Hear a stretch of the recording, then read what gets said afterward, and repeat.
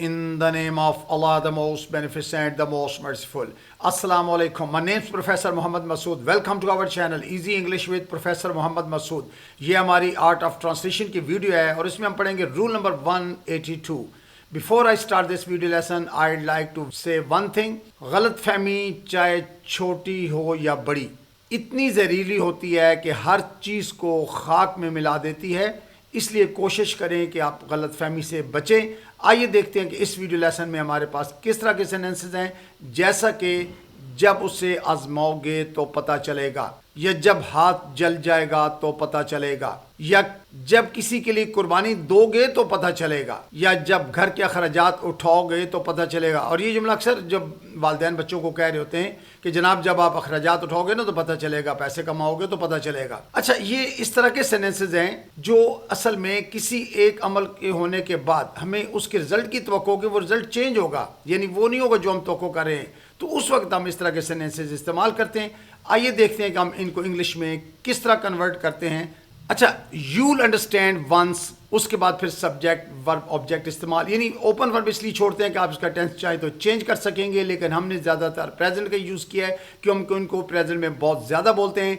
You'll understand once का मतलब है तो पता चलेगा, यानी तो पता चलेगा. यूल अंडरस्टैंड वंस, वंस यहाँ जब के माने दे रहा है. देखिए, हालांकि जब को इंग्लिश में हम व्हेन कहते हैं, लेकिन इन सेंटेंसेस में हम व्हेन का इस्तेमाल नहीं करेंगे, बल्कि सेकंड इसी का, यानी इस तरह के जुमलों को हम दो तरह से बोल सकते हैं, या यूं भी कह सकते हैं wait till.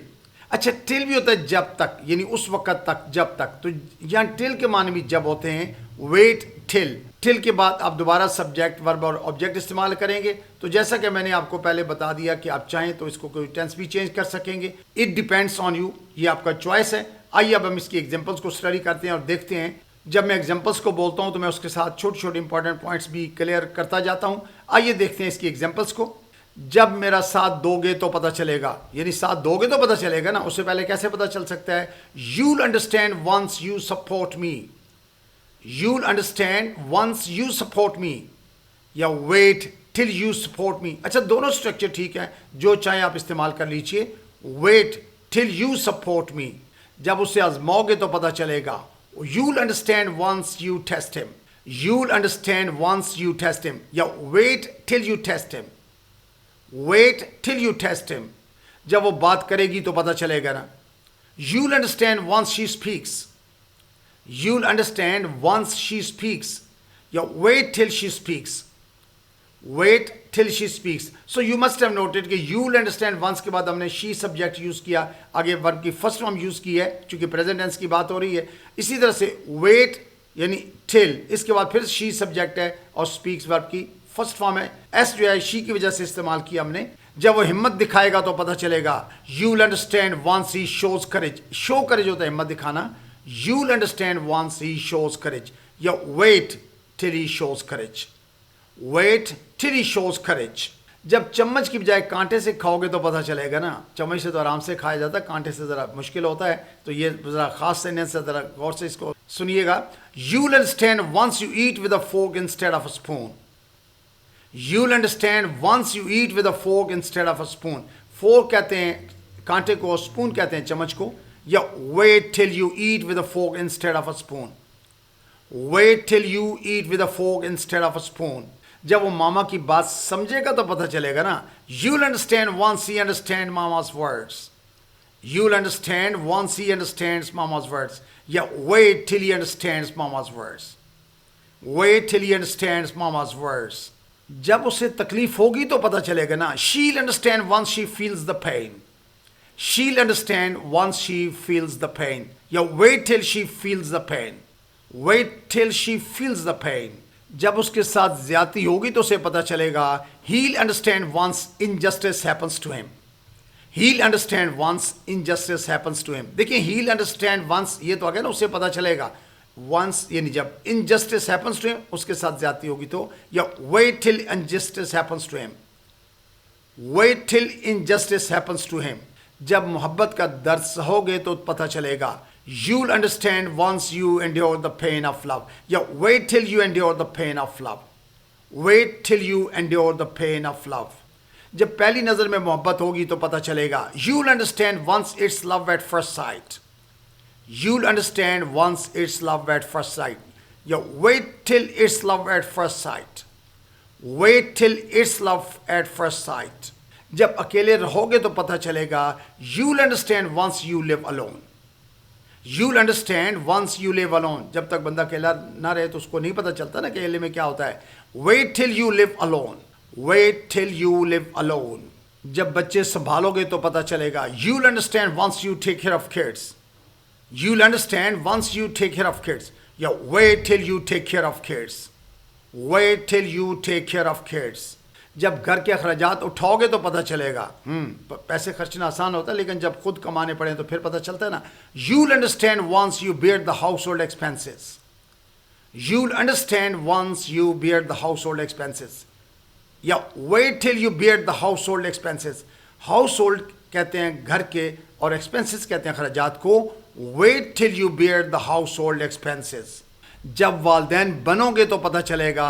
You'll understand once you become a parent. You'll understand once you become a parent. या wait till you become a parent. Wait till you become a parent. जब दिल टूटेगा तो पता चलेगा. You'll understand once your heart breaks. You'll understand once your heart breaks. You'll understand once your heart breaks. या फिर wait till your heart breaks. Wait till your heart breaks. जब जुदाई सहोगे तो पता चलेगा ना. You'll understand once you endure separation. You'll understand once you endure separation. या wait till you endure separation. Wait till you endure separation. जब मोहब्बत के बदले नफरत मिलेगी तो पता चलेगा. You'll understand once you receive hatred in return for love. You'll understand once you receive hatred in return for love. या wait till you receive hatred in return for love. Wait till you receive hatred in return for love. जब किसी के लिए कुर्बानी दोगे तो पता चलेगा. You'll understand once you sacrifice for someone. You'll understand once you sacrifice for someone. या wait till you sacrifice for someone. Wait till you sacrifice for someone. जब तुम्हारी बेइज्जती होगी तो पता चलेगा ना. You'll understand once you get insulted. Get insulted होता है बेइज्जती होना चाहिए. तो you'll understand once you get insulted. या wait till you get insulted. Wait till you get insulted. जब कमाने लगोगे तो पता चलेगा. You'll understand once you start earning. You'll understand once you start earning. या wait till you start earning. Wait till you start earning. जब हाथ जल जाएगा तो पता चलेगा. You'll understand once your hand gets burned. You'll understand once your hand gets burned. या wait till your hand gets burned. Wait till your hand gets burned. जब पकड़े जाओगे तो पता चलेगा. You'll understand once you get caught. Get caught होता है पकड़े जाना चाहिए. You'll understand once you get caught. या wait till you get caught. Wait till you get caught.